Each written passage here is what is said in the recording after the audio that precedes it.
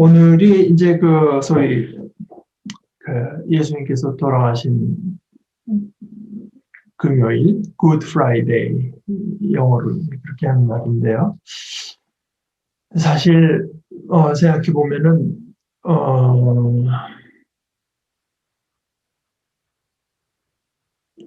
이스라엘 사람들에게서 제일 큰 사건은 출애굽 사건이었습니다. 애굽에서부터 하나님께서 모세를 보내주셔서 애굽에서부터 나오고 그 다음에 시내산 호렙산에서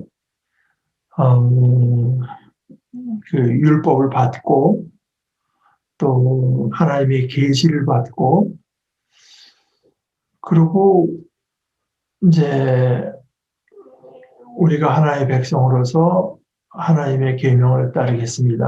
하나님의 말씀대로 살겠습니다.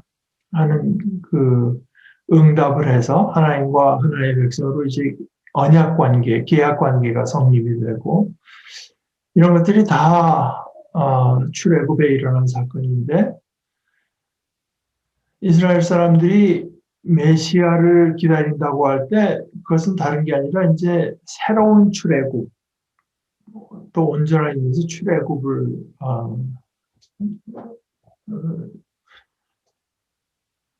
기다리고 있던 것이었기 때문에 그 출애굽을 이스라엘 사람들이 기억하고 기념하는 제일 큰 것이 이제 출애굽 때는 제일 큰 사건이 역시 뭐 홍해를 건넌다는 것보다도 그 전에 그 보내주지 않으려고 하는 바로에게 하나님께서 이제 10가지 재앙을 내려서 마지막 10가지 재앙이 그 마주로 된 것을 다 죽이는 거 아니었습니까? 그럴 때 이제 이스라엘 사람들이 그 양을 잡아서 피를 문설주에다가 바르면은 하나님께서 보내신 죽음의 사자가 거기는 지나간다. pass over. 그래서 유월. 어떤 사람이 이제 지나간다니까 과월이라고도 합니다. 이제 6월절, 과월절이고 그때 뭐 지금 급한데 뭐 빵이 이스트가 해서 빵이 부풀어 오르기를 기다릴 시간이 없으니까 이스트가 들지 않은 빵을 그냥 막 급히 떠날 준비라고 선체로 먹고 가는 거. 또 그때 일어난 일이라서 이제 그 무교절, 효모가 없는 떡을 먹는 그 무교병이 효모가 안 들어있는 빵이 그게 이제 맛조 지금도 그 미국 사는 그로서리 가면 이제 맛조가 있습니다. 그러니까 효모를 넣지 않은 빵인데요. 그러니까 그때 사실은 그 희생당한 양 6월절 양이요. 이제 그걸 기념하기 위해서 우리 지난주에 그 예수님께서 입성하시기 전에도 6월절 양을 잡는 얘기가 나오고 6월절 양이 처음에는 율법을 보게 되면 각 집집마다 이제 양을 잡아서 아버지와 그 자녀 사이에 이제 그 6월절을 이어가는 의식을 하고 뭐 이런 식이었는데 그 누룩 없는 빵을 먹고 이랬는데 그게 나중에 이제 바뀌기를 제사장들이 이제 잡는 식으로 바뀌었습니다. 제사장들이. 그러니까 제사장이 잡는다고 하는 뜻은 뭐냐면은 성전에 가서 이제 잡는 건데요. 성전에 가서 그러니까 6월절 오후에 이제 잡습니다. 그리고 그 저녁 만찬 때 그걸 먹는데요. 여러분 생각을 해보십시오. 그 성전에서 이제 그날 그 몇 시간 사이에 죽어간 양이 몇 마리가 되겠는지. 그러니까 제사장들이 20명이 아니고 200명이 아니고 쫙 씁니다. 줄서 쫙 서요.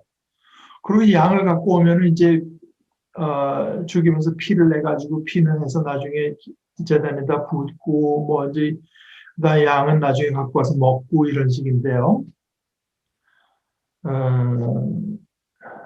지금 그 요세푸스라고 그 당시에 이제 그 일을 기록한 역사가 얘기로는 그날 그 오후에 몇 시간 사이에 잡는 양의 여러분들이 지금 몇 마리 정도를 추산하시고 계신지 모르겠지만 그리고 요세푸스의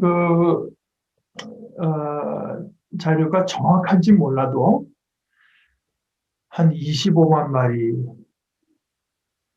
그러니까 한 마리를 갖고 온 최대 한 10명이 먹는다 한 200만 명이 정도 그러니까 그러니까 예수님께서 이제 그 제자들로 들어가서 그 준비된 방이 있을 것이다라고 했지만 그때는 유대인들이 다 예루살렘으로 와야 됩니다. 6월절 그 명절 때는 오고 왜냐하면은 거기서 이제 양을 잡고 예루살렘 성 안에서 다 먹어야 돼요. 예루살렘 성 안에서 성전 안에서는 잡고 먹은 건 예루살렘 성 안에서 먹고 이제 그렇게 하니까 이스라엘 사람들이 다 몰려드니까 그때 그러니까 예루살렘 주민의 의무 중에 하나가 그 사람들에게 묵을 방을 내주는 이제 그런 거였다고 하죠.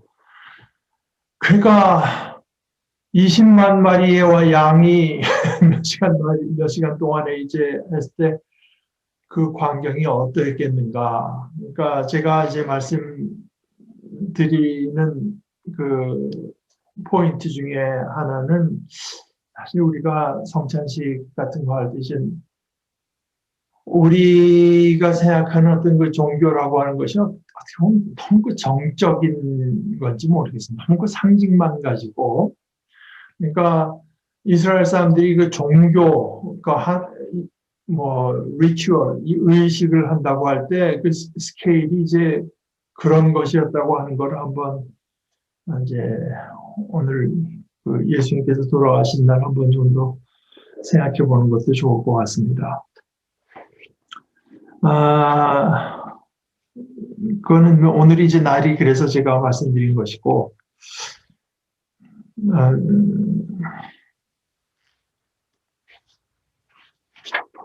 오늘 첫 번째 얘기가 조금 길지만 제가 읽겠는데 제가 오늘 읽는 거는 이 마가복음을 연구한 이 박윤만이라는 이가 이제 자기 개인 번역을 한 것을 이제 읽으니까 여러분들이 가진 성경을 갖고 한 비교를 하시면서 보시면 좋겠습니다. 7장입니다. 1절에서부터 23절 우선. 그리고 바리새인들과 서기관들 중 어떤 이들이 예루살렘으로부터 와서 그 앞에 함께 모인다.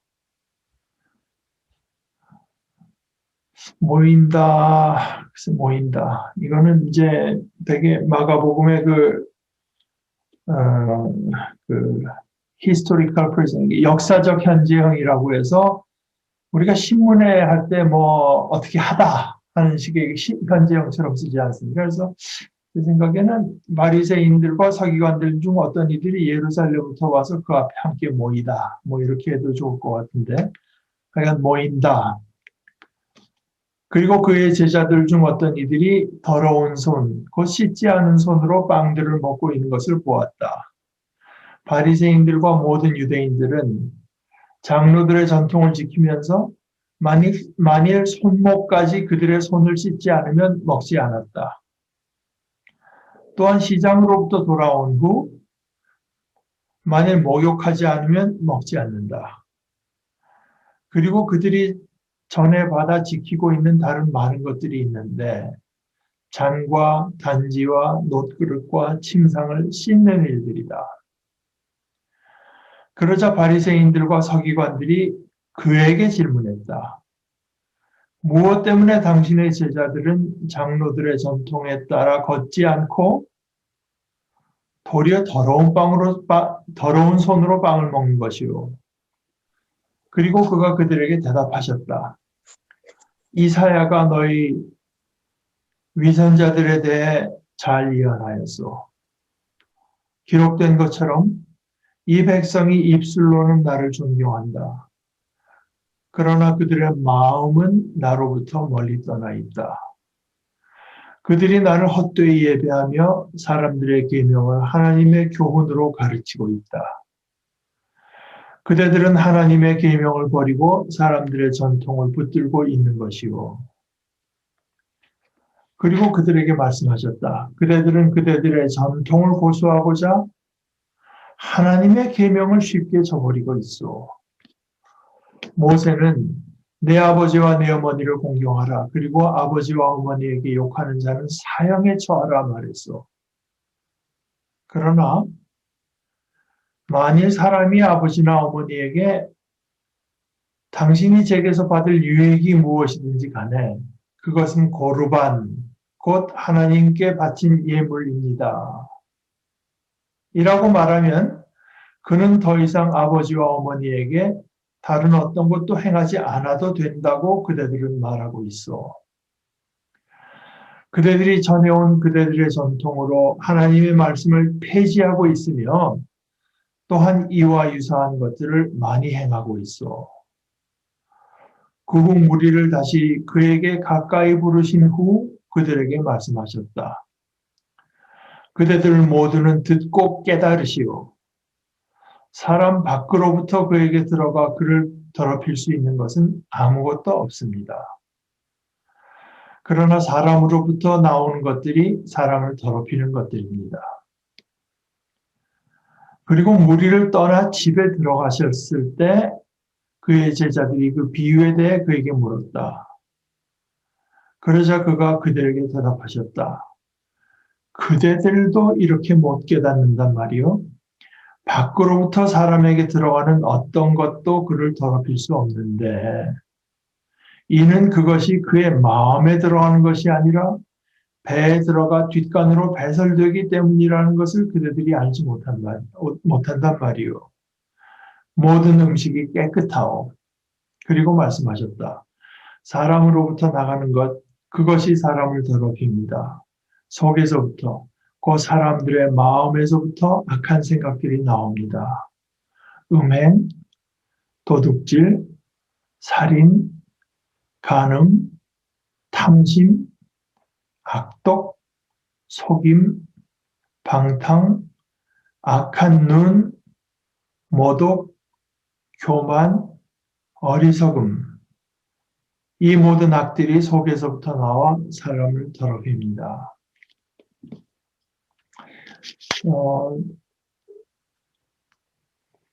오늘 이 이야기는 여러분 보시다시피 어디서 어떤 상황이 벌어졌다는 얘기가 별로 없습니다. 그러니까 그냥 바리새인들하고 서기관들 중 어떤 사람들이 예루살렘으로 와서 그 앞에 함께 모인다. 이것은 사실 우연히 벌어진 일이라기보다 그 앞에 바리새인들은 벌써 이제 3장 6절에 보면은 헤롯 왕하고 함께해서 예수님을 지금 살해할 음모를 꾸미고 있었고 벌써 마가복음 16장까지 3장에서부터 벌써 그렇게 됐고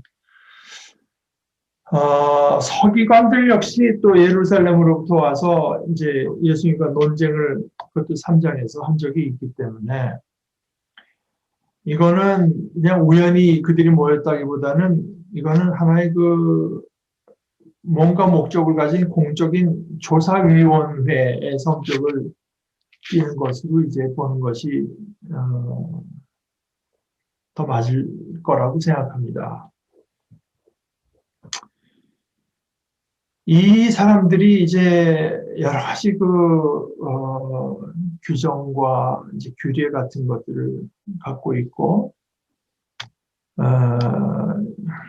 이 사람들이 중요하게 생각하는 거가 뭐 안식일 지키는 거, 뭐 이런 종교 의식들이요. 할례 문제도 있겠고, 또, 그 다음에 이제 굉장히 중요하게 여기던 것이 이제 식사.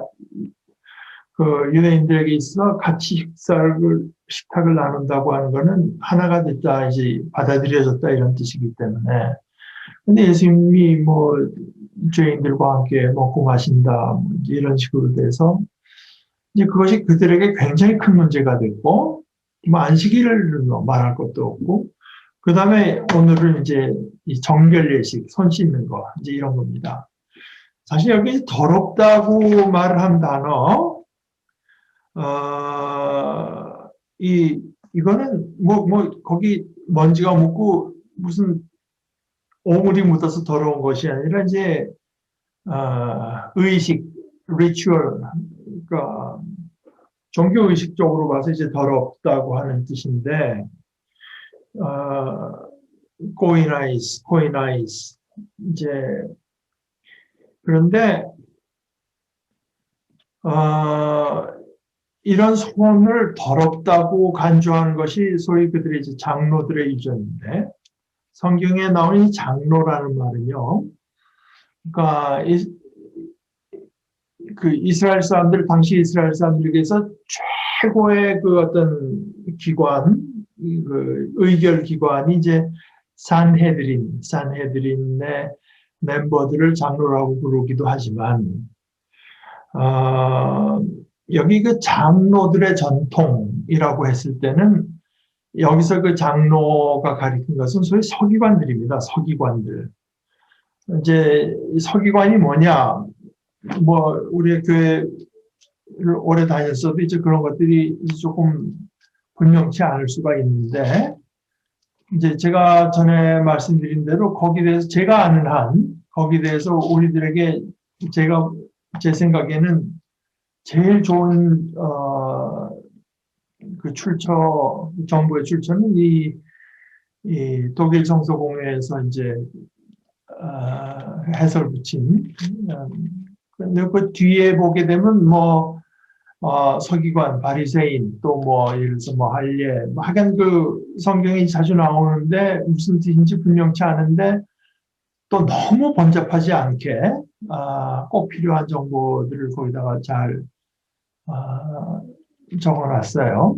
그래서 그것들 한번 좀 서기관이나 바리새인이나 오늘도 저 뒤에 말하겠지만 이제 땅의 백성들, 그러니까 people은 히브리 말로 암이고, 그 다음에 땅은 에레츠인데, 그 정관사는 하입니다.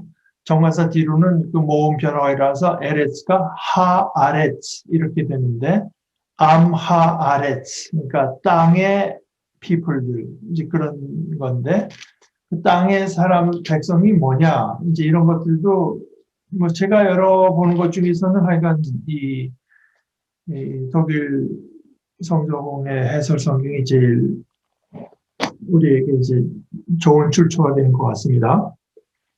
그래서 이 서기관들을 뜻하고, 근데 그 장로들의 전통에 의해서 이제 손이 더럽다.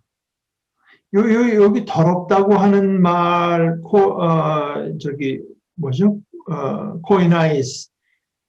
이 말, 코이나이스의 본래 뜻은 더럽다는 것이 아니라 본래의 뜻은 이제 평범하다, 일상적이다, 이제 이런 뜻입니다. 이런 뜻인데, 이 땅이 이방인들에게 특별히 지금 로마의 속국이 되어 있고, 그 더러운 이방인들의 세력하에 이제 들어가 있을 때, 그러니까 이미 땅 자체가 이미 더러워져 있다고 보는 겁니다. 그러니까 이제 하나님께 나올 때는 다 씻고, 지금 가톨릭 교회에 들어갈 때도 물 다 있고 하죠. 그러니까 그런 상황에서 그 일상하고 정결치 못하다, 부정하다. 이것이 거의 이제 동의어로 이해되고 있던 상황입니다. 이제 그 3절에 보게 되면은 바리새인과 모든 유대인들이라고 했는데 이것도 이제 마가의 약간 과장법, 모든 유대인은 아니라고 하고, 이런 어떤 정결법, 뭐 손 씻고 하는 것을 안 지키는 사람들 중에 대표적인 게 사두개인들하고요. 사두개인들은 약간 그 이스라엘 역사에서 사독이라는 사람의 그 계열을 이어받은 제사장 그룹이고 좀 귀족들입니다. 귀족들의 특징은 뭐겠어요? 현상이 별로 바뀌지 않기를, 그러니까 굉장히 보수적인 사람들이죠. 그러니까 예수님께서 사두개인들하고 별로 이렇게 인터랙션을 안 합니다. 그러니까 이 사두개인들에 대해서 좋게는 결코 안 하시지만 싸우지도 않아요. 그러니까 바리새인들만큼 별로 갈등도 없습니다. 그러니까 어찌됐건 하여간 이 사두개인들은 그래서 부활도 없다는 거 아니에요. 그러니까 지금 우리가 사는데 이렇게 좋다는 거죠. 사두개인들하고 아까 말씀드린 암하 아레츠, 땅의 사람들, 이 사람들은 정결법을 준수하지 않았다고 해요. 이제 예수님 당시에 이스라엘에 대해서 연구한 사람의 결론입니다. 근데 이제 이 암하 아레츠, 땅의 백성은 처음에는 잠깐 다른 땅에서 와서 거류하는 그 거류민에 대비해서 이 땅 주민을 이제 말을 하다가 나중에는 이제 그것이 하층민을 가리키는 게 됐다가 그 다음에는 이스라엘 사람들이 바빌론으로 끌려갔다가 돌아온 뒤로는 이제 이교적인 혼합 주민, 그 땅에 있으면서 이렇게 섞여버린 사람들을 가리키다가 이제 예수님 당시에 와서 그 유대교에서 바리새인들은 율법에 대해서 아무것도 모르고 율법을 따르지도 않는 어떤 그 주민층을 멸시하는 투로, 그러니까 암하아레츠라고 하는 것이 말이 쭉 나오지만 그 역사적인 맥락에 따라서 점점 그 가리키는 층이 바뀌어 왔다고 하는 건데, 이제 그 사람들하고 사두개인들은 사실 뭐 별로 이렇게 정결법을 지키지 않았대지만, 그러나 뭐 마가는 이제 다 지켰다고 하죠. 바리새인들과 모든 유대인들은 이제 그거는 뭐 그래서 이 사람들이 그 서기관들이 정해놓은 전통을 지키면서 손목까지 손을 씻지 않으면 이제 안 먹었다. 더러운 손으로 먹을 수가 없다. 그냥 그들에게 있어서 먹는다고 하는 것이 굉장히 중요한 겁니다. 이제 또 시장으로 돌아온 후에는 목욕하지 않으면 먹지 않는다. 그리고 그 외에도 이제 다른 여러 가지 전통이 있다. 잔과 단지와 놋그릇과 침상을 씻는 일들이다. 그러니까 손을 안 씻고 먹는 걸 보고 바리새인들과 서기관들이 제자들을 갖고 시비를 거는 게 아니라 예수님께 와서 이제 묻습니다. 도대체 무엇 때문에 당신들의 제자들은 장로들의 전통에 따라서 행하지 않고 도리어 그 더러운 손으로 빵을 먹는 것이요. 더럽다고 하는 것이 장로들이 이제 규정한 것이요. 그러니까 예수님의 대답은 당장 뭐라고 대답하냐 하면은 위선자들이에요. 뭐 이렇게 대답하시는 겁니다. 말하자면 이사야가 당신들 위선자들에 대해서 잔리언했습니다. 그러니까 예수님이 참 엄청나게 과격한 분인 거죠. 기록된 것처럼 이 백성이 입술로는 나를 존경하지만 그들의 마음은 나로부터 멀리 떠나 있다. 여기 이 마음. 구약 성경에서는 이제 레브, 이 하트를 말하는 레브. 그러니까 너희 인간은 외모를 보지만 나 여호와는 중심을 본다고 할 때 중심이 이제 레브인데요. 그러니까 하나님이 처음에 이스라엘의 첫째 왕으로 사울을 세웠는데 사울한테 너무 실망하고 사무엘 들어가서 이제 다른 그 사람에게 기름을 부어서 왕으로 세워라. 그래서 사무엘이 가서 첫째 아들 오는 걸 보니까 뭘 잘생기고 해서 이 사람입니까? 그랬더니 하나님께서 아니다. 그래서 그때 하신 말씀이 나 여호와는 중심을 본다. 그래서 이제 다윗 저 양을 치러 갔던 다윗에게 기름을 붓는 이야기가 나왔는데요. 그러니까 이 중심에 통해한다. 이 중심, 그러니까 그 히브리 말은 레브고 그리스어로는 이제 카르디아입니다. 그러니까 우리 심장학을 카디올로지라고 하는데 심장의 카르디아라고 하는 것은 어, 예수님께서 이제 자주 지적하시는 것인데 카르디아는 성경에서 보면은 인간 내면의 가장 깊은 중심입니다. 그야말로. 그래서 여기서 이제 벌어지는 일이 용기, 판단, 계획, 이 의지가 이제 가장 중요한 의지 및 영적이고 도덕적 행동이 뿌리 내리고 있는 곳이다. 그 심장을 말하는 것인데요.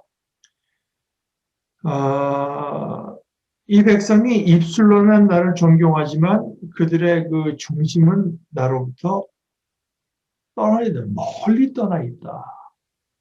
멀리 떠나 있으면서도 입술로는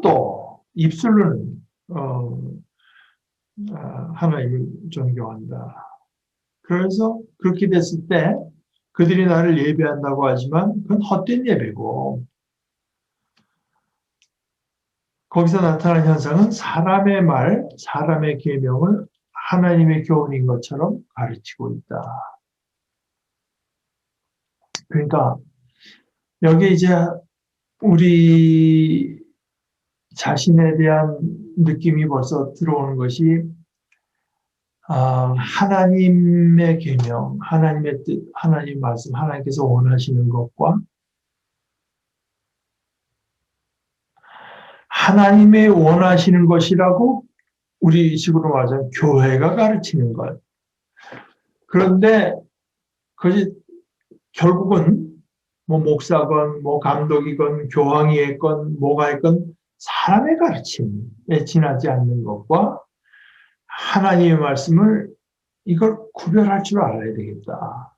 이게 굉장히 중요해지죠. 이렇게 되면. 사람들의 계명을 하나님의 교훈으로 가르치고 있다.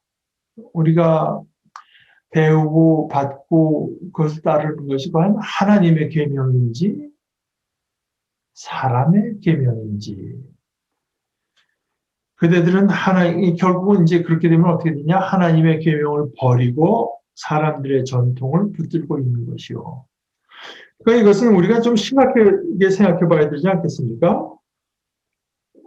우리가 교회로부터 이제 교회 오면 이렇게 하는 거야. 크리스천이 이렇게 사는 거야.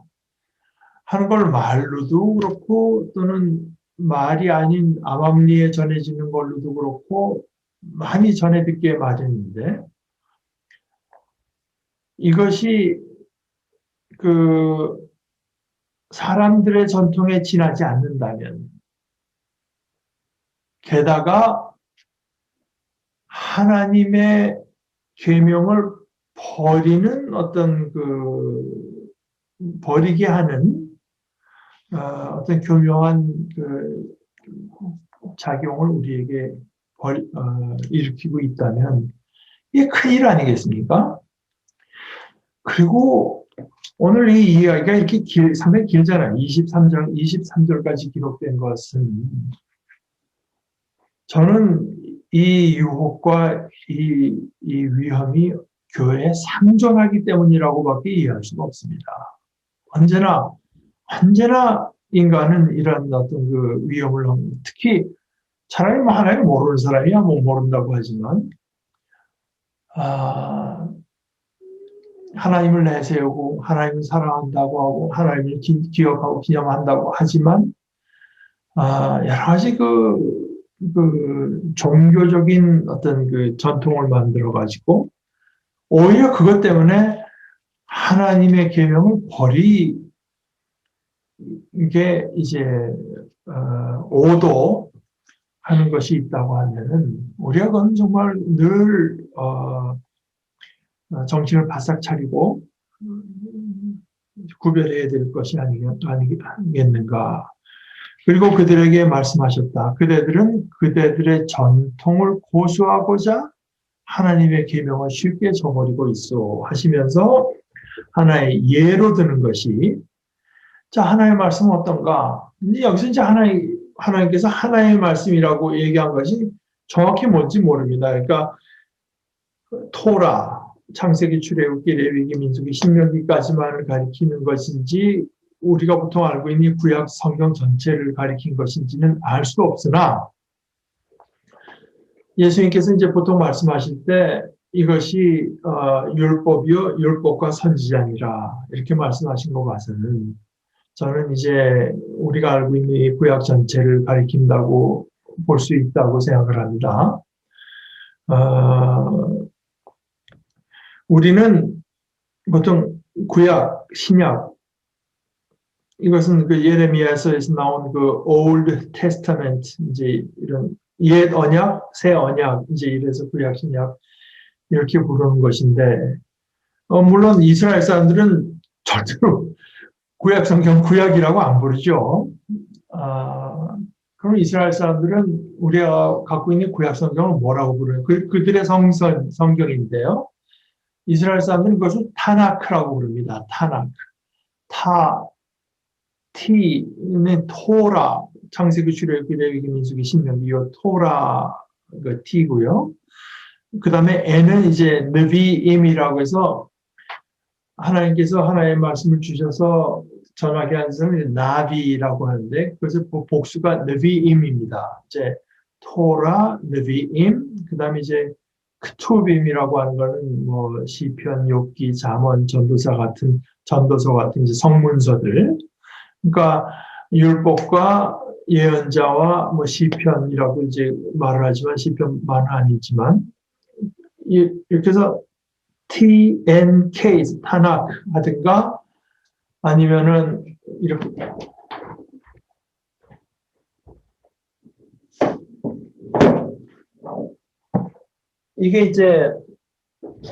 이게 유대 사람들이 번역한 구약성경 타낙 TANAK 이렇게 돼 있잖아요. 토라, 느비임, 크투빔 이렇게 이제 이게 그 사람들의 그 구약 성경인데, 그래서 또는 줄여서 말할 때는 율법과 선지자 이렇게 말씀하신 걸로 봐서는 이제 게다가 그것이 하나님의 말씀인데다가 사실은 여기서 그 못지않게 중요한 것은 성경이 말하는 것은 이것이라고 하는 그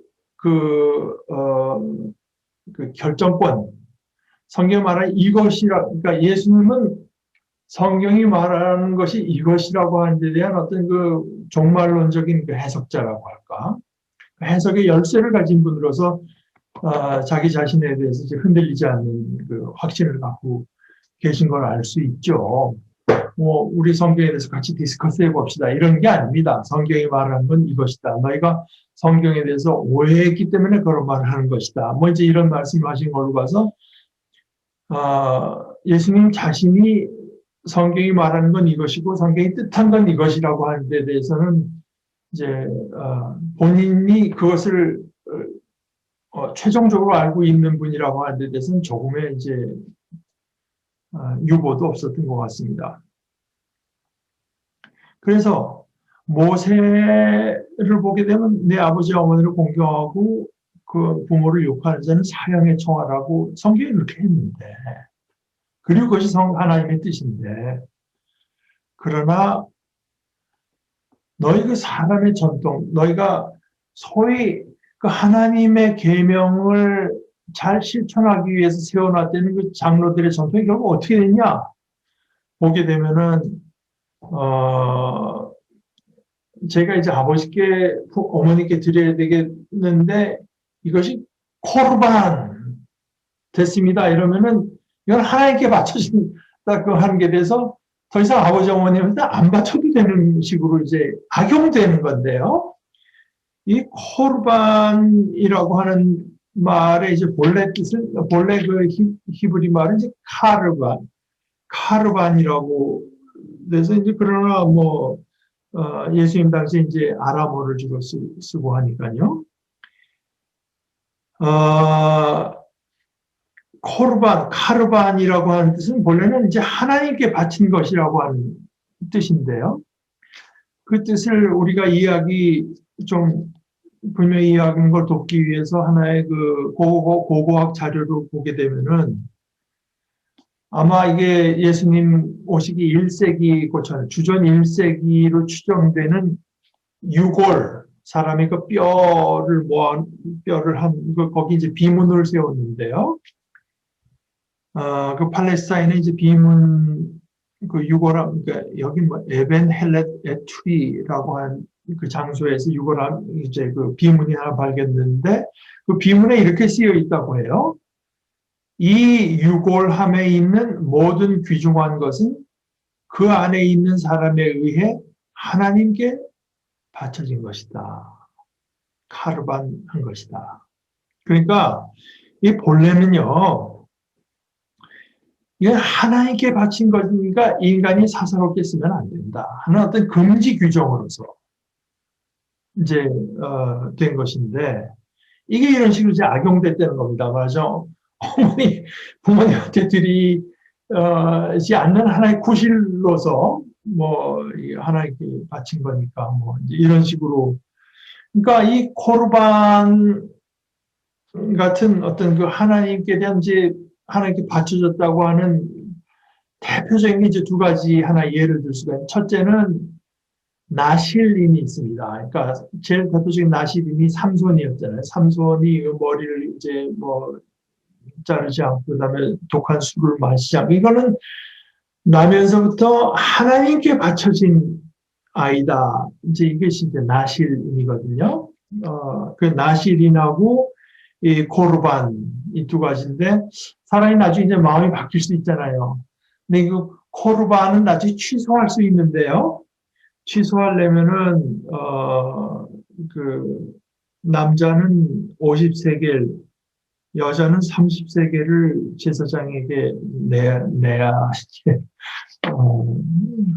일상적인 사용을 할 수 있게 된다. 뭐 이제 이런 식의 어떤 그 하여간 그런 일들이 있었는데 이건 코르반하고 말하면 그는 더 이상 아버지와 어머니에게 다른 어떤 것도 행하지 않아도 된다라고 그대들은 말하고 있어. 이것은 당신들이 말하는 장로들의 전통이라고 하는 게 물론 다 그런 건 아니겠죠. 그러나 장로들의 전통이라고 하고 해서 무작정 따를 것이 결코 아니다. 장로들의 전통도 그렇고 저희가 이제 학생 때 박창호 목사님이 강의를 한 두 번 그 말씀을 교회가 신학이라고 하는 걸 하지만 결코 신학이 성경보다 위에 있으면 안 된다. 이제 그러니까 신학이라고 하는 사람이 하는 거니까 교회 전통이건 신학이건 뭐 함께 내세울 때도 아름다운 전통이라고 내세우겠죠. 저는 사실 한국 교회 경우에 소위 술, 담배 문제도 이런 데 해당하는 거 아닌가 이런 생각도 좀 하고 있습니다. 근데 뭐 약간 그 얘기는 그러니까 교회가 세운 전통이 우리가 하나님의 말씀을 잘 따르고 하나님의 말씀을 더 구체적으로 이제 우리의 삶의 지침으로 삼고 하는데 도움이 되고 그거를 serve, 그걸 섬기는 한 유효하지만 그것들은 언제나 하나의 말씀을 이제 점쳐놓게 오히려 그것을 열심히 지키다 보면은 하나의 말씀의 본래 정신을 잃어버리고 오히려 반대로 가게 하는 역할을 할 수도 있고 오늘 그 23절까지 긴 이야기가 소개된 것은 그 위험이 상당히 이제 언제나 교회는 상존한다. 이거 하는 이제 하나의 경고로 봐도 좋다고 생각합니다. 그러면서 이제 위선자라고 말하는데 위선자 그러니까 영어로 히포크리트고 위선자라고 하는 말이 히브리 말로는 이제 히포크리테스, 히포크리트. 근데 이게 이제 본래 뜻은요, 본래 그 고대 그리스에서 그 연극배우를 가리키는 것이었다. 연극배우. 그런데 그것이 직설적인 뜻은 그렇지만 은유적으로는 프리텐더, 그러니까 속은 이런데 실제는 이런데 아닌 것처럼 이제 가장하는 사람들 위선자라고 했고 우리 개정 개혁 같은 이제 외식 겉으로 장식한다는 거 아니겠습니까? 외식하는 자 예수님께서 회칠한 무덤인데 겉에는 회로 깨끗하게 발라가지고 깨끗한 듯하나 그 속은 완전 무덤이다. 이제 그런 것 아니겠어요?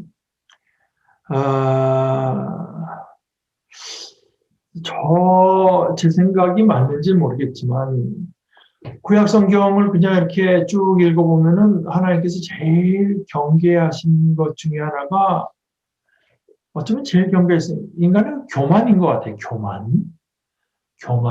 그거는 이제 그리스 말로 휴브리스라고 하는 건데 교만. 근데 예수님은 교만보다도 한 위선. 그래서 뭐 둘 다 이제 자기 자신을 내세운 그런 공통점이 있는 건데요. 이 위선, 그러니까 특별히 이제 저 같은 사람들, 그러니까 우리 자녀 이렇게 보게 되면 이 자녀들 이 교회에서 자라길 바라고 근데 교회에서 잘 자라길 바라는데 잘못하면 교회에서 굉장히 실망을 할 수도 있다. 그런 그 위험을 교회가 안고 있는 것도 또 사실이다. 이제 하나님의 계명은 하나님을 절대적으로 순종하고 하나님을 사랑하고 의지하고 예배하고 그다음에 내 이웃을 내 몸과 같이 사랑하라고 하는 것인데 그리고 내 이웃을 사랑하라고 하는 뜻을 예수님에게서 우리가 보는 바로는 자기를 내어주는 그러니까 다른 사람들에게 칭송을 받고 다른 사람들로 인해서 자기 유익을 구하는 것이 아니라 오히려 자기를 내어주는 이제 그것인데 그 싫잖아요. 싫잖아요. 싫고 어렵고. 그러니까 그게 뭐 없으면은 그냥 지멋대로 그냥 살면 되고 또 뭐 사회적인 어떤 통념에 따라서 괜찮게 그냥 살면 되는데 우리가 크리스찬으로서 받은 어떤 그 계명이라고 하는 거는 너무나 높고 이제 너무 진실하고 하기 때문에 그것도 예수를 안 믿으면 모를까? 저는 뭐 그렇게 못 살겠습니다. 할 수는 없고 믿는다고 하면서 그러니까 이제 그 남는 옵션이 뭐 한 두 가지밖에 없는데 첫째는 그냥 힘들어도 그 길을 가는 것과 둘째는 그냥 그런 척하는 거죠. 그 길을 간다고 할 때요. 제가 가끔 이제 인용하는 그 크레도 목사님의 표현대로 원을 생각하면 중심에는 예수님이 있습니다. 그 예수님을 중심으로 해서 아주 작은 원이 하나 있어요. 그 안에 들어있는 사람들은 정말 나를 본받으라. 하는 말을 할 수 있는 사람, 정말 그리스도를 사랑하면서 그 C.S. 루이스의 말대로 하면 그 영광을 이제 내다보는 그 경지에 도달한 소위 우리가 말하는 소위 성인들입니다. 세인트들. 그것이 아주 작은 원 안에 들어있고 그것보다 훨씬 큰 원 안에는 이제 하나님을 사랑하고 그리스도를 따라야 된다고 하는 것을 인정하면서도 매일매일 하루에도 몇 번씩 이제 실패하고 넘어지면서 또 이제 그 길에 남아있는 다수가 있는 거죠. 그건 그러나 우리가 또 위로를 받는 것은 이제 바울 사도가 특별히 편지를 보게 되면 그이들을 다 이제 성도라고 우리 하나님께서 여러분들을 다 영화롭게 하실 것입니다. 하십니다 하는 이제 그러니까 그 하나의 백성 안에 들어있는 건 틀림없습니다. 그러나 이제 매일 넘어지고 이제 그러는 그렇게 가는 사람들이 있고 정말 불행하게는 그 밖의 원이 얼마나 큰지는 모르겠지만 사실 별 하나의 말씀을 따를 생각이 별로 없는 사람들도 있을 수 있다.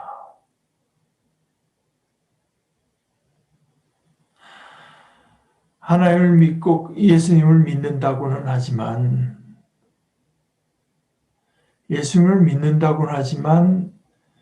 예수님의 말씀에 따라서 살아야 되겠다는 생각 자체가 없는 사람들. 그러니까 예수 안 믿으면 지옥 갈까봐 내가 예수 이름 하나 붙들고 있는 거지. 예수님께서 보여주신 길을 가지 않으면서도 조금도 마음에 거리낌이 없으면 그건 좀 문제가 있어도 좀 심각하게 있는 거죠. 그 부분, 거기도 이제 교회, 하나의 성도에 넣을 수 있을지, 그건 좀 이제 갸우뚱하는 바가 있습니다만은. 그래서, 그 이제 위선을 떠는 거죠. 근데, 물론, 크리스찬은 다 진실해야 된다. 근데 참 진실하려면은 그것이 너무 어려우니까 위선과 진실이 좀 섞여 있을 수는 있어도 위선적인 삶을 살면서도 조금 더 거리낌이 없거나 또는 위선 자체를 떨고 싶은 마음까지 그래서 이제 김교신 씨가 그 당시에 하면서 위선도 그리운 시대가 됐다.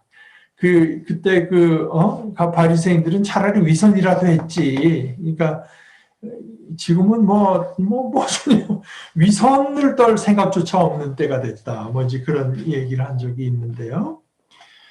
그러니까 여기 이제 한 두 가지요. 마음은 하나님께로 사실 떨어져 있으면서 입술로만 하니까 위선이고, 둘째는 하나님의 말씀이라고 가르치지만 실제 그것은 사람들의 가르침에 불과한 것을 하나님의 말씀이라고, 그것도 또 이제 위선이라고 할 수 있다. 그래서 사실 제가 이제 지금 돌아가셨습니다만 그분도 프레데릭 비크너라고 이제 소설가였다가 소설도 계속 쓰지만 목사 됐던 분이 목사 안수를 받을 때 존 낙스라고 하는 교수가 와서 이제 설교를 하면서 보통 덕담 비슷하게 할 거 아니니까 목사 안수 받으니까. 근데 그 얘기는 와가지고 하는 말이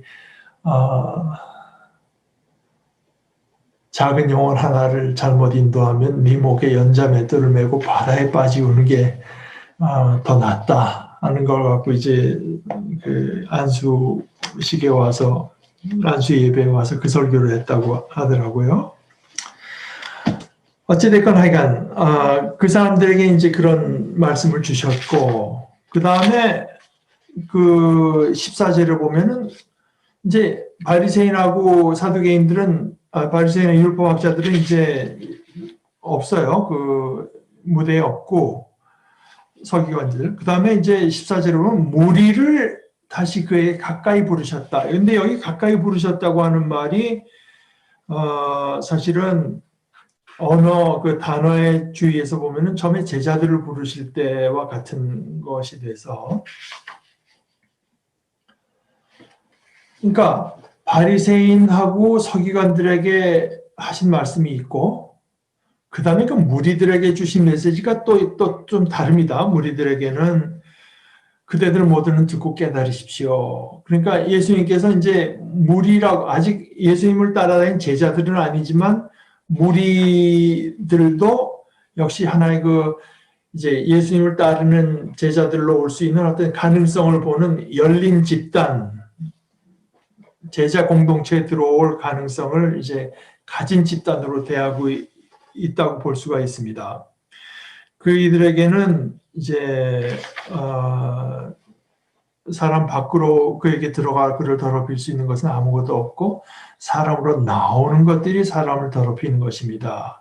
그러니까 거의 무리에게는 그 정도를 말하고, 그 다음에 세 번째 단계에 가서는 이제 무리를 떠나고요. 17절에 보면 집에 들어가셨을 때, 그러니까 예수님은 사실은 사람을 굉장히 가리세요. 사람을 뭐 차별 대우하는 건 아니지만 이 사람들에겐 이런 말을 하고 이 차원까지 말을 하고, 또 이런 집단에는 이런 깊이까지 말을 하고, 그 다음에 제자들에게 말하는 깊이는 또 따로 있고, 이것이 이제 하나의 지혜인데 정말 참 그러니까 아무한테나 아무 말이나 하는 것이 아닙니다. 뭐 거룩한 것을 뭐 개에게 주지 말라고 예수님도 자신이 말씀하시기도 하셨지만요. 이번에는 무리를 떠나 집에 들어가셨을 때, 그러니까 좀 어떤 닫힌 어떤 상황에서 제자들이 비유에 대해서 물으니까 예수님의 대답이 그대들도 이렇게 못 깨닫는단 말이요. 이제 이분이 이렇게 번역한 이유는 말하자면은 그 헬라어 자체가 카이휘메이스에서 당신들조차도 이런 뜻입니다. 당신들조차도 이걸 깨닫지 못한단 말입니까? 그러면서 이제 설명을 해주시죠. 그렇다고 해서 뭐 책망만 하시는 것은 아니고요. 밖으로부터 사람에게 들어가는 어떤 것도 그를 더럽힐 수 없다. 이거 뭐 이제 음식 같은 건 다 배설되기 때문이고, 결국 이 카르디아, 그러니까 예수의 말씀은 사람의 가장 깊은 그 중심, 그것이 어떤 악의 영향 하에 있다는 이제 이런 말씀을 하시는 거죠. 그러니까 이것도 이제 생각을 하실 필요가 있는데, 특별히 이런 걸 연구하기 좋은 것이 예수님 당시의 사람들이 어떤 전체는 아니더라도 어떤 그룹이 어떤 생각을 했나 하는 것을 볼 수 있는 게, 예를 들어서 이제 쿠움란 동굴에서 나온 문서들을 보게 되면 거기 자기들은 그러니까 피신해 가서 자기들만의 공동체를 이룬다고 하는 SNF파 같은 사람들을 보게 되면은 이제 그런 것들이 다 어떤 이 시대 사람들을 사로잡고 있는 그 악한 영, 더러운 영, 이것 세대가 이제 계속 말을 하는데, 예수님은 더러운 영을 내어 쫓기는 하시지만은, 그러나 인간의 마음이 부패했다고 하는 것, 그것이 더러운 영 때문이라고는 말씀을 안 하세요. 인간의 마음 자체도 지금 악에 물들어 있고 부패해 있는 것입니다. 악에 물들어 있고 부패해 있는 그 인간 속에 어떤 악한 영이 들어온 그 영을 이제 내어 쫓지, 그 바깥 그 악한 영향도 이제 내어 쫓으시죠. 그러니까 제가 여러분들께 뭐 얘기를 했겠지만 또 다시 말씀드리면, 그 정신과 의사들이 이제 보는 프레임처럼 바이오, 사이코, 소셜 하는 것처럼, 우리가 뭐 균이 들어왔으면 항생제 먹고 열이 너무 심하면 해열제도 먹고 하는 것처럼 이제 그건 바이오 적인 그 화학적인 작용 뭐 이런 것이고 소셜 하는 거는 이제 바깥의 영향이 있는 것이고 뭐 직업을 잃었다든가 뭐 부모님이 사랑하던 사람이 갑자기 어떻게 잘못됐다든가 뭐 코로나 때문에 밖에 사람을 못 만나는 이게 이제 소셜한 거죠. 그다음에 사이코, 자기가 이것을 어떻게 받아들이느냐 하는 이제 이런 것이 있는 것처럼 이게 이제 물론 뭐 어떻게 보면은 좀 겹치는 데도 있을지 모르지만 확실히 그 세 가지 층위가 있는 것처럼 어떤 바깥의 영향도 틀림없이 있고 크리스찬 이 제자들로서는 그 인간들을 타락시키고 인간의 마음을 하나님께로부터 멀어지게 하는 어떤 그 바깥의 영향하고도 싸워야 되지만 그러나 그것이 다 이제가 아니라 우리의 그 마음 속 우리의 중심 여기가 이제 사실은 어떻게 보면 가장 결정적인 그 책임을 물을 수밖에 없는 데죠. 거기서 그럼 이 세상의 악한 것들이 다른 악한 영에서부터 나오는 것이 아니라 우리 속에서부터 뭐 나오는 게 보라, 음행도 있고 뭐 도둑질, 살인, 간음, 탐욕, 악의, 사기, 방탕, 시기, 중상, 교만, 어리석음 이런 것들이 다 이제 그래서 그 김세윤 교수가 이제 그 LA 파사데나에 있는 그 훌러 신학교에서 가르치실 때 교수들이 이제 교수방 누가 오더니 막 씩씩대면서 화를 내면서 얘기하는 거 들으니까 한국 학생인데 말하자면 제가 정확한 건 기억을 못했지만 이제 숙제를 안 해요. 뭐 안 해오고 나서 마귀가 자기를 방해를 해서 이제 공부를 못했다는 식으로 이제 자기가 공부하는데 이 마귀가 말하자면 방해를 했다. 이제 자기 책임이거든요. 자기 책임. 자기가 공부해야 되고 자기가 이제 해야 되는 걸 마귀에게다가 이제 책임을 미루는 그러니까 이런 악한 것들이 모두 안에서 나와서 사람들을 더럽힌다. 모든 사람의 가장 깊숙한 중심이 어떻게 보면 악에 감염되어 있다.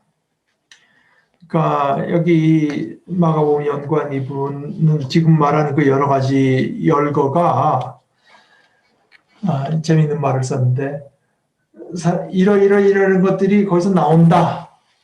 그 말하면 이건 하나의 그 서술입니다. 서술. 근데 예수님께서 그것만 말씀하시기 위해서 한 것이 아니라 사실은 그리스도를 믿고 그리스도를 따르고 복음을 믿어서 이런 마음의 부패한 데서 돌이키고 마음의 부패로부터도 어떤 구원을 받으라고 하는 하나의 처방. 그러니까 몇 년 전에 이제 코스타 모임에 갔을 때 이게 그 누구야 우리 공부한 강영환 교수가 이제 재미있는 말을 한 것인데, 그러니까 종교다원주의 얘기를 하면서 뭐 한국 같은데 불교도 있고 뭐 여러 가지 종교가 있지 않습니까? 한국의 종교가 여럿이다. 그럼 이제 서술로서는 거기에 대해서 뭐 반대할 사람이 누가 있겠어요? 그런데 궁극적인 진리에 이르는 길은 뭐 다양해야 된다. 어떤 종교는 다 같은 어떤 그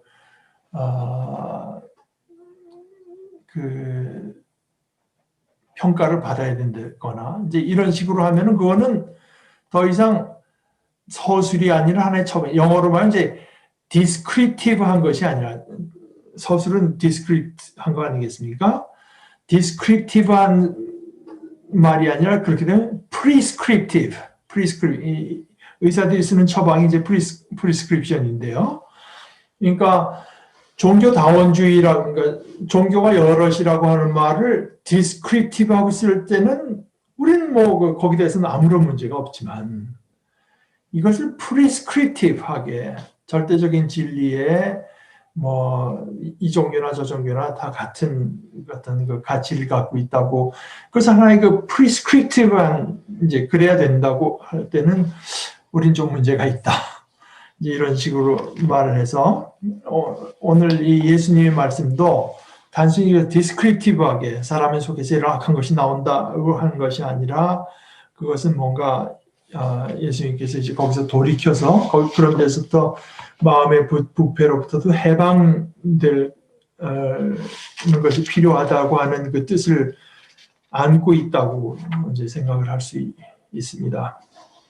오늘은 뭐 그 정도까지만 보십시다. 그런데 이게 7장의 내용은 사실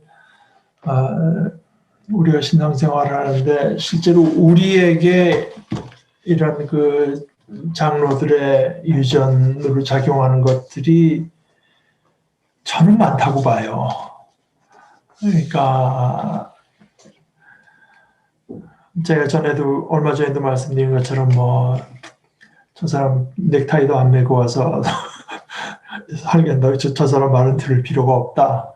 뭐 이런 것에서부터 뭐 하여간 뭐 많죠.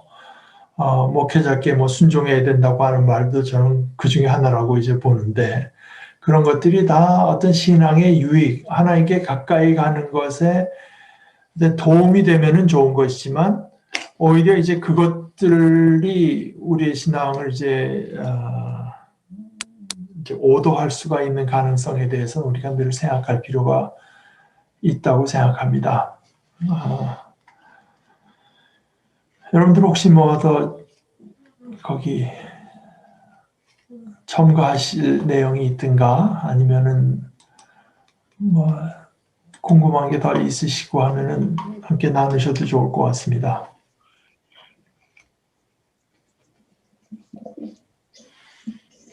목사님. 네. 아까 그 사람이 밖에 악한 영향을 받기도 하지만 그것과 상관없이 마음 안에 악한 부분들이 또 있다고 하셨잖아요. 네. 그 대체적으로 다 그렇다는 건가요? 아니면 어떤 사람들이 그렇다는 건가요? 다 그렇죠. 다 그런데 이제 물론 그 정말 예수님을 주로 받아들이고 그의 제자로 따르는 사람들은 거기서부터 많이 해방된 사람들도 많이 있죠. 그러니까 그러나 예를 들어서 제가 이런 얘기 신학교 교수들끼리 좀 모였을 때 그 은퇴한 지 오래됐지만 이제 강의를 맡는 교수들이 가끔 있어가지고 그때 82세인가 된 교수랑 이제 교수 라운지에서 있다가 미국 사람들이 좀 솔직하잖아요. 젊은 교수가 그 교수한테 몇 세나 되면은 이 말하자면 음욕으로부터 자유로워집니까? 내가 솔직하게 저렇게 물어봤더니 82세 된 그 노 교수가 자기 건 잘 모르는데 최소한 82세까지는 그게 안 된다.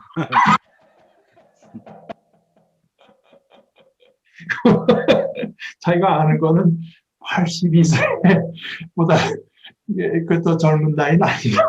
자기가 알고 있다고 이제 했다는데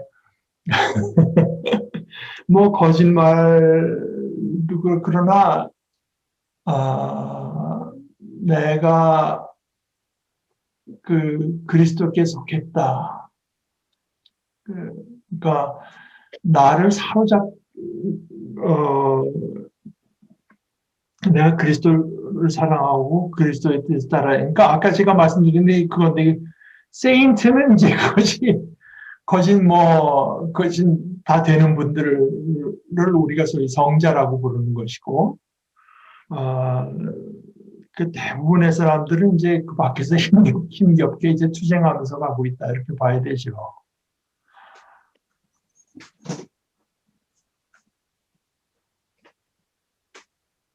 네, 감사합니다. 네.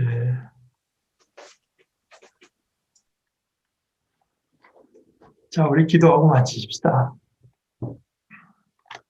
하나님 아버지, 아버지께서 저희를 찾아와 주셔서 말씀하셨을 때 그것이 언뜻 듣기에는 우리를 향한 무서운 심판의 말씀인 것도 같고 참 저희들이 감당할 수 없는 어떤 무거운 말씀인 것도 같지만 그러나 아버지께서는 저희를 해방시켜 주시는 또 저희를 자유롭게 해주시는 말씀을 저희들에게 주신 것을 저희들이 새롭게 깨닫습니다. 사실 저희의 자유를 억누르고 저희의 삶, 저희로부터 참된 삶을 뺏어가는 것은 아버지의 말씀과 계명이 아니라 저희들의 죄 때문이요, 약한 세력 때문인 것을 저희들이 새롭게 깨닫고 우리 주님께서 바로 우리를 새롭게 해주시고 해방시켜 주시고 홀가분하게 해주시고 참 삶다운 삶을 저희들에게 주시는 것을 저희들에게 새롭게 깨닫게 하시니 감사합니다. 저희들의 심령 바로 중심 속에 우리 주님을 모시고 우리 주님을 기뻐하고 주님을 좋아하고 주님을 사랑하고 주님을 본받는 삶이 저희 속에서 점점 더 자라나고 점점 더 커지고 저희 속에 있는 어둠과 악을 몰아내는 그 살아있는 생명의 역사를 우리 스스로가 맛보고 체험하는 이 큰 은혜를 입을 수 있도록 저희들의 삶을 오직 주님께서 홀로 주관하여 주시옵소서. 예수님의 이름으로 기도합니다. 아멘.